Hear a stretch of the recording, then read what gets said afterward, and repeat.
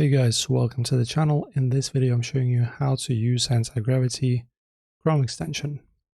So in order to start of course using it, we need to download it first. So I have this handy shortcut. If you don't have one, you can just type in Google Chrome Web Store and just navigate to the first link.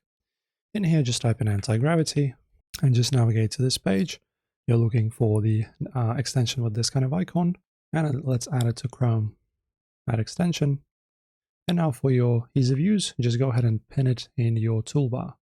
So just press here, and now you can click on it and start working with it. Alright, as you can see, when I open up a new tab, I get this Welcome to Anti-Gravity Browser Control.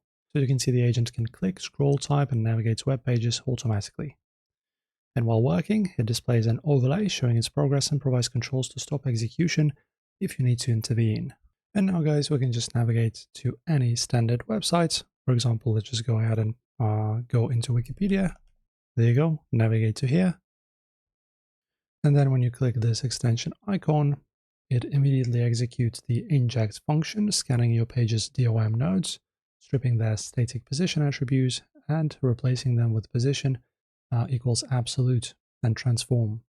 And your allowed elements will immediately break their standard flow and drop to the bottom of the viewport or float based on your physics settings.